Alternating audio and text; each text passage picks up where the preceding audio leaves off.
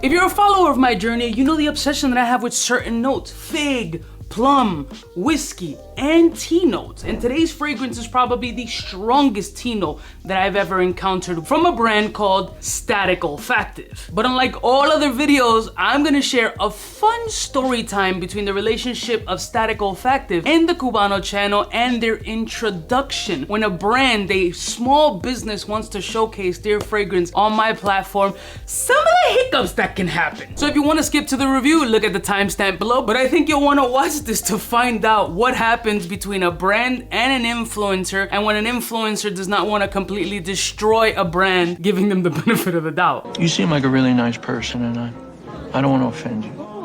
So when the brand owners of Static Olfactive reached out to me, they were like, yo, we've been watching you for a minute. We would love to showcase our first fragrance on your channel. Let us know what steps they are, etc., etc. So I let them know my process. And one of the main things that I always tell all brands, whether the trolls believe it or not, is that I'm gonna keep it all the way 1,000. If I don't like the fragrance and it's not my taste, I'm gonna 100% say that. If it's fly, I'm gonna say that too. Just know either way, you gotta take that however it is. I'm not here to give positive feedback just for a fucking bottle or a sponsorship. The brand was super open to it, no questions asked. They sent over the fragrance, I went over the notes. Dude was adamant about, yo, this shit is gonna be the strongest green fragrance you've ever encountered in your life. I hope it doesn't sound arrogant when I say that I am the greatest man in the world. Now, all brand owners have that type of confidence. Yo, this is gonna be the best. This is the sexiest. This is the greenest. So I take that with a grain of salt. I'm like, sure, whatever. I'll smell it and I'll make the determination. Boom! Package comes in the mail. Open the joint up and I'm gonna show you what the presentation looks like, which is very important to the story. Here is what the bottle looks like. I take it out, I showcase the piece, bing bang. So I get it, it's fresh out of the mailbox, it's a couple of days in. I don't smell the fragrance. I like to do first impressions. Unbox it right there to give you my true honest opinion right there on the spot. I open up the fragrance, I go, alright, so we're gonna go check this fragrance. The cameras are recording already. Alright, I'm gonna smell this fragrance, ding dang dang, do my whole spiel, do a couple of sprays, and I'm like, the fuck? I don't smell anything. And this is like still COVID-ish times. And I'm like, oh man, I got it. I got the bug. I'm like, nah, wait. Bah. Nothing. Crickets. Absolute zero. You've got nothing!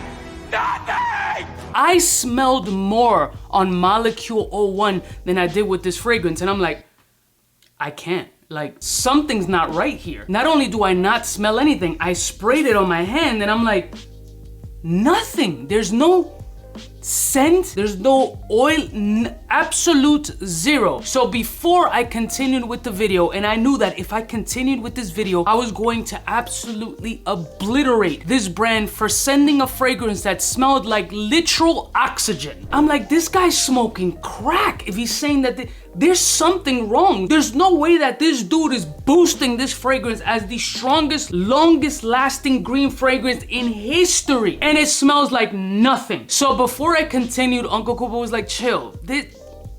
Something's up here. So I reached out to the dude and I'm like, homie, either I'm going through COVID right now or this smells like nothing, my man. And respectfully, if I do drop this video, it's just gonna look bad. And he's responding like, yo, you're bugging out. What are you talking about? Why don't you get the kumquats out of your mouth and get to the fucking point? Because I don't know what you're talking about. That is absolutely impossible. And I'm like, money.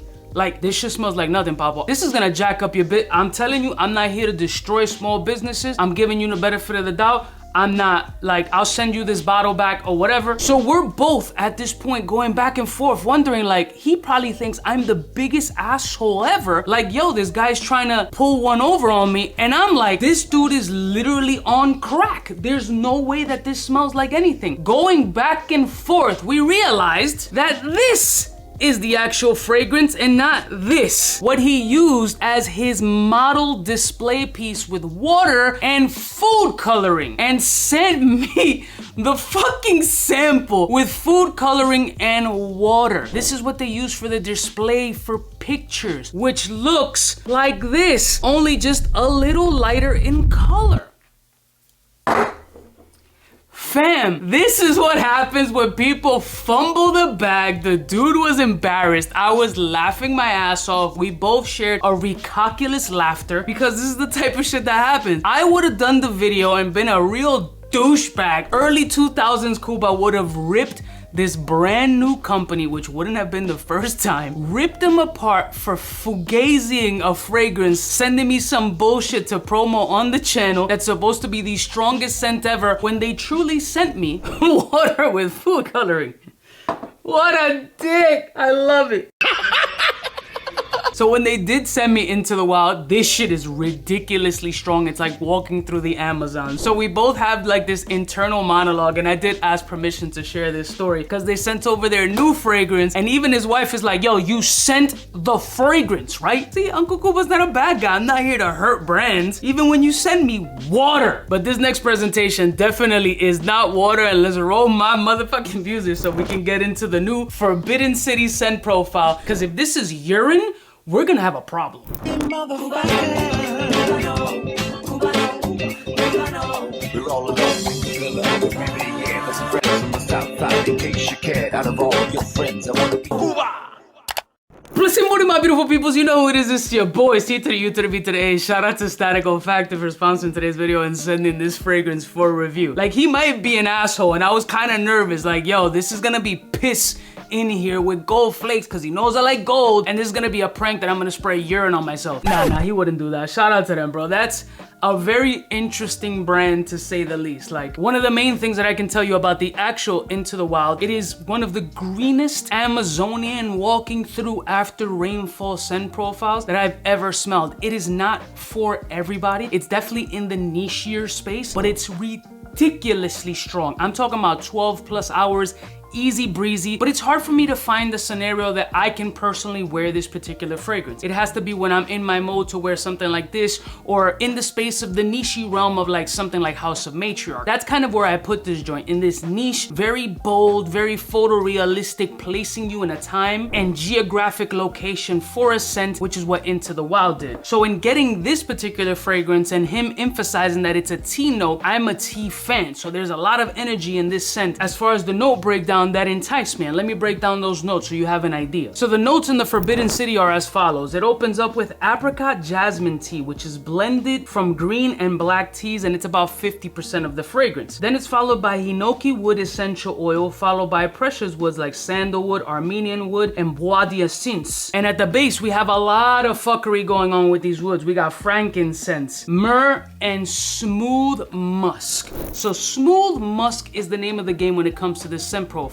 So for me, what I traditionally consider a tea note is not what I found in this fragrance until the complete dry down. Until the complete dry down is when I really found the essence of tea. Even though it's listed as 50%, what I found it to be more is a smooth, musky fragrance with tea leaf-like essences. Now, I don't know what the purpose of the gold leaf is other than aesthetic, but it does have a bit of a vibe, and I love gold. I just didn't understand it. But there's one thing that I do respect about this brand in the two releases that I have smelled, is that one of the things is the main thing that I see that they're focusing on is a fragrance with performance. None of their two fragrances in their lineup are lacking any kind of performance whatsoever and seem to be hovering well over that double-digit mark. So this one, for a tea fragrance, is probably the most potent tea fragrance, has its over 10 hours of performance on the skin. Now the musk in here is definitely delicate, cottonish, kind of smooth musk is what I'm getting from this fragrance. But it was a little challenging for me at first because it felt clean, musk, soapy tea vibe, as again, I'm traditionally expecting a different type of element when I get a tea fragrance. It's more soft,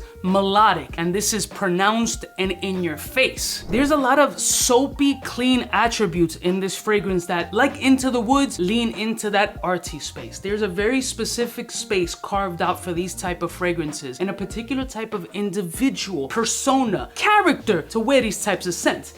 I possibly might not be it. There's a lot of depth and different layers in the dry down though. There's something here very elegant, ultra classy, and pronounced, but there is no youthful energy in this scent. What I mean by that is this is not like your fuckboy going out party, chilling, clubbing vibe. I find it difficult to place the proper scenario, scenery, or ambiance to wear this particular fragrance. I'm kind of not yet figured out mentally where this shit sits. Like for me, it kind of has a museum-esque quality, like artisanal room aeration. I'm stepping into the MoMA and this is the scent of the MoMA kind of thing. You got an A+ for unique because I've never smelled anything like this and I truly don't own anything that even comes close. I can't compare it to anything. Like for me, there's so much soapiness in this fragrance from that clean musk that I picture it as a body wash or a soap, a candle, but it's so rich, which tea and rich notes it just doesn't play out in my brain. There's a very small demographic of people who watch my channel that would understand and even want to try out this type of fragrance. I'll be honest with you. Because most people on the channel, based on the analytics, are looking for like